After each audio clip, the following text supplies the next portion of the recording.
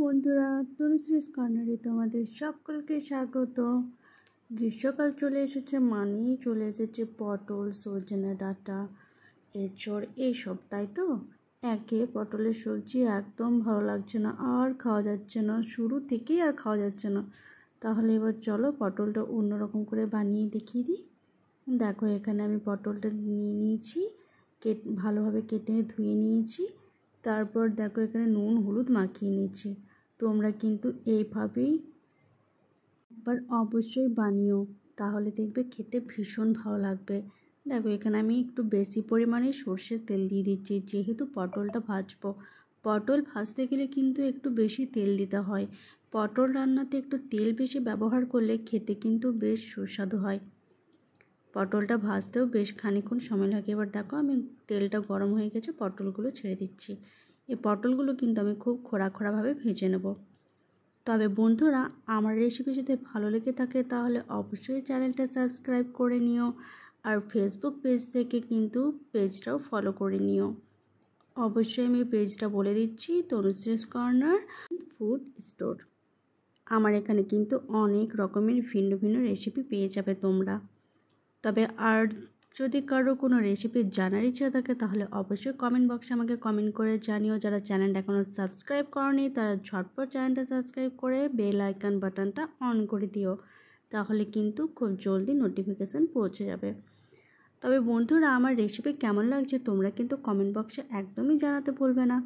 অবশ্যই কমেন্ট বক্সে কমেন্ট করে একটা লাইক করে শেয়ার করে দিও, সবাইকে দেখতেও সাহায্য করো। দেখো, এখানে পটলটা আমি খুব ভালোভাবে ভেজে নিচ্ছি, একদম খোঁড়া করে। পটলের সত্যি একঘেয়েমি রেসিপি আর ভালো লাগছে না, তাই আমি একটু অন্যরকম করেই বানিয়ে দেখাচ্ছি। এখানে কিন্তু আমি আলু পটল আর পনিরের সবজি বানিয়ে দিচ্ছি। তোমরা চাইলে ভাতের সাথে বা পরোটার সাথে, লুচির সাথে কিন্তু এটা খেতে পারো। আর গরমের দিনে কিন্তু একটু টক ঝাল মিষ্টি হলে খেতে বেশি ভালো লাগে, তাই পটলটা আজকে আমি একটু টক ঝাল মিষ্টি করে বানাবো। তোমরা অবশ্যই এটা একবার বানিয়ে আমাকে জানিও কেমন লাগলো খেতে। এখন তো খুবই গরম পড়ে গেছে, এখন তো বাজারে সবজি বলতে শুধুই পটল, ঝিঙে, এঁচড় এইসব। চলো, দেখো আমার এগুলো খুব ভালোভাবে ভাজা হয়ে গেছে, তোমরা নিশ্চয়ই দেখেই বুঝতে পারছো প্রায় লাল লাল হয়ে এসেছে। এরকম করেই ভেজে নিও। ভিডিওটা ভাজা হয়ে গেলে আমি এবার এগুলো ফলো করতে নেব, তাহলে বুঝতে পেরে যাবে। দেখো, ভাজা হয়ে গেছে পটলগুলো, এবার আমি তুলে নিচ্ছি। একই রকমভাবে আমি আলুটার পনিরটা ভেজে নেব। পনিরটা আমি একটু গরম জলে বেশ খানিকক্ষণ ভিজিয়ে রেখেছিলাম কেটে নেওয়ার পর। আর আলুটা কিন্তু আমি সেদ্ধ করে নিয়েছিলাম, হাফ বয়েল বলতে পারো। পনিরটা দিয়ে দিয়েছি, যেহেতু আমি সেদ্ধ করিনি, তা নাহলে তাই ভেঙে যাওয়ার সম্ভাবনা থাকে। তার জন্য আছে কীভাবে আমি ভালো করে সবগুলো ছাড়িয়ে নিয়ে ওই তেলের মধ্যে ভেজে নেব, কারণ পটলটা ভাজার পর অনেকটা তেল বেঁচে গিয়েছিল। ওই তেলে খুব ভালোভাবে পনিরটা খড়া করে ভেজে নেব। সবগুলোই কালার কিন্তু গোল্ডেন ব্রাউন হয়ে যাবে, তোমরা দেখে তো বুঝতে পারছো। দেখো, এখানে আমি আলুটা সেদ্ধ করে রেখেছিলাম, আলুটা দিয়ে দিয়েছি। আলুটা তোমরা দেখে বুঝতেই পারছো খুব বেশি সেদ্ধ করিনি, কারণ খুব বেশি সেদ্ধ করে দিলে কিন্তু ভাজতে গিয়ে এখানে ভেঙে যেত। আলুটাকে, পনিরটাকে আমি এখানে খুব ভালোভাবে ভেজে নেব। তবে অবশ্যই সেদ্ধ করার সময় সামান্য পরিমাণ নুন দিয়ে দিও তোমরা। আমি কিন্তু সামান্য পরিমাণ নুন অ্যাড করেছিলাম। আর আলুটার পনিরটা ভাজার সময়ও কিন্তু আমি সামান্য পরিমাণ নুন অ্যাড করব, কারণ যেহেতু শুধু আলুটাতেই নুন দেওয়া আছে, পনিরটাই নুন দেওয়া নেই, সেহেতু খেতে ভালো লাগবে না। তার জন্য আলু আর পনিরটা যেন দুটোই সমান খেতে লাগে, তার জন্য আমি আলুতে আর পনিরে দুটোতেই আমি নুন অ্যাড করে দিয়েছি। চলো, আমার ওগুলো ভাজা হয়ে গেছে, নামিয়ে নিয়েছি, তোমরা দেখতেই পেয়েছো। এবার দেখো, আরও কিছুটা পরিমাণে আমি সরষের তেল দিয়ে দিলাম। এবার একে একে সমস্ত মশলাগুলো দিয়ে দেবো। এবার তো বুঝতেই পারছো এবার মশলা কষা হবে। দেখো, ফোড়নের জন্য তেজপাতা, গোটা গরম মশলা, দারচিনি, লবঙ্গ, এলাচ আর শুকনো লঙ্কা দিয়ে দিলাম।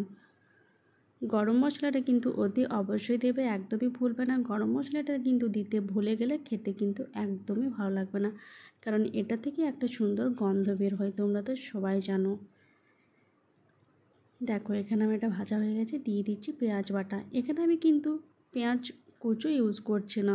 পেঁয়াজ কুচোটা ইউজ করলে কিন্তু মুখে একটু লাগতে পারে, তার জন্য আমি দেখো এখানে অনেকটা পরিমাণে পেঁয়াজ বাটা দিয়ে দিয়েছি। হয়তো বড় পেঁয়াজ একটা গোটা দিতে পারো বা হয়তো দুটো ছোট পেঁয়াজ। পেঁয়াজটাকে এবার আমি খুব ভালোভাবে ভেজে নেব। এখানে আমি সবটাই কিন্তু বাটা মশলা আর গুঁড়ো মশলা ইউজ করব। দেখো দিয়ে দিয়েছে আদা রসুনের পেস্ট। এগুলো তো মেন, এগুলো তো দিতেই হবে, এগুলো ছাড়া কিন্তু খাবার খেতে একদমই ভালো লাগবে না। মশলাটাকে খুব ভালোভাবে আমি কষে নেব। দেখো আমি এখানে আঁচটা কমিয়ে দিলাম, তোমরা কিন্তু আঁচটা কম করেই মশলাটা কষে নিও, তা নাহলে কিন্তু মশলাটা পুড়ে যাওয়ার সম্ভাবনা থাকবে। দেখো এখানে আমি হলুদ দিয়ে দিলাম, তোমরা তো দেখে নিশ্চয়ই বুঝতেই পারছো।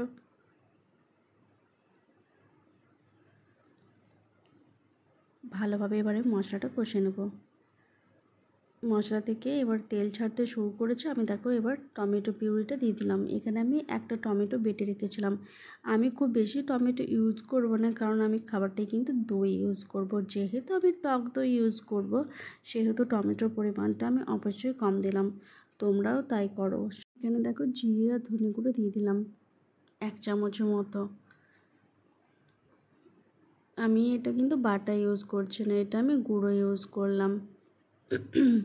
মশলাটা আমার খুব ভালোভাবে দেখো কষানো হয়ে যাচ্ছে, তোমরা দেখে বুঝতেই পারছো। এবার আমি এর মধ্যে সামান্য জল অ্যাড করব, যাতে মশলাটা পুড়ে না যায়। মশলাটা কিন্তু পুড়ে যাওয়ার সম্ভাবনা থাকতে পারে, তার জন্য তোমরা সামান্য জল ইউজ করো।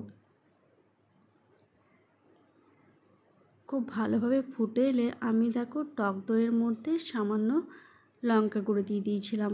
এবার এটা খুব ভালোভাবে ফেটিয়ে নেব। তোমরা চাইলে কিন্তু ঝালের জন্য লঙ্কা গুঁড়োটা ইউজ করতে পারো, আমি এখানে কাশ্মীরি লঙ্কা গুঁড়ো ইউজ করলাম। এখানে দেখো আমি কাজু আর আমন্ড বেটে রেখেছিলাম, কাজু আর আমন্ড পেস্টটা দিয়ে দিলাম। এটা কিন্তু খুব ভালোভাবে আমি কষে নেব। কাজু আর আমন্ড পেস্টটা কিন্তু দিতেই হবে, যদি আমন্ড না থাকে তাহলে কিন্তু তোমরা শুধু কাজু পেস্টটা দিতে পারো। দেখো ওখানে দইটা আমি ফেটিয়ে রেখেছিলাম, সেই দইটা আমি দিয়ে দিলাম। এবার খুব ভালোভাবে মশলাটা কষে নেব। তোমরা দেখে বুঝতেই পারবে এটার মধ্যে কিন্তু এবার কষানো হয়ে গেলে তেল ছাড়তে শুরু করেছে। আরও কিছুটা পরিমাণ আমি নুন দিয়ে দিলাম, যেহেতু মশলা কষার সময় আমি নুনটা অ্যাড করিনি। দেখো মশলা থেকে কিন্তু তেল ছাড়তে শুরু করেছে। তোমরা কিন্তু দইটা দেওয়ার সাথে সাথে মশলাটা কিন্তু কষতে থাকবে, তা না হলে কিন্তু দইটা ফেটে যাওয়ার সম্ভাবনা থাকে।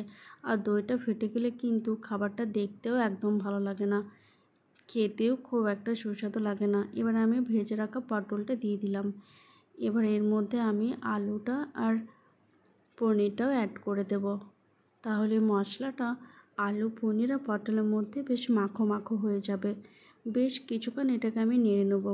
মশলাটা কষাও হয়ে যাবে, মশলা থেকে যে কাঁচা গন্ধ আছে সেটাও বের হয়ে যাবে, আর এর সাথে তো এটার মধ্যে মশলাগুলো সমস্ত চলে যাবে, তাহলে খেতে কিন্তু ভীষণই সুন্দর লাগবে।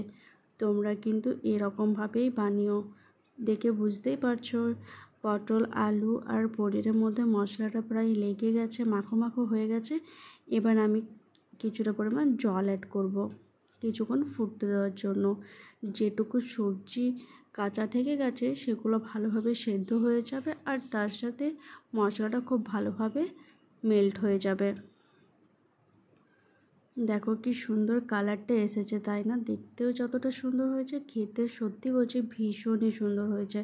তোমরা কিন্তু অবশ্যই এটা একবার বাড়িতে বানিয়ে ভাতের সাথে খেয়েও দেখো। আমি এখানে গুড় অ্যাড করলাম মিষ্টির জন্য, তোমরা চাইলে চিনি দিতে পারো। যারা চিনি খেতে পছন্দ করো তারা চিনি দেবে।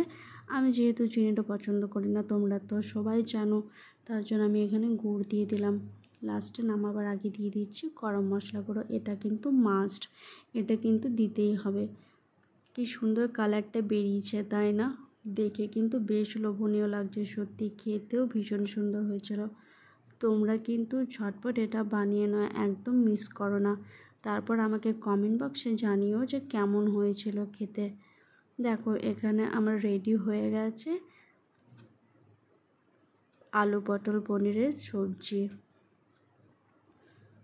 খুব সুন্দর দেখতে হয়েছে, তাই না? তোমরা কিন্তু অবশ্যই বাড়িতে বানিয়ে সবাইকে খাইও, আর আমাকে কমেন্ট বক্সে জানাতে একদমই ভুলবে না। তোমরা সবাই ভালো থেকো, সুস্থ থেকো। আজকের মতো টাটা। আবার আমি নেক্সট ভিডিও নিয়ে তোমাদের সামনে খুব জলদি চলে আসবো। ততক্ষণে তোমরা কিন্তু অপেক্ষায় থেকো আর অনেক অনেক ভালো থেকো।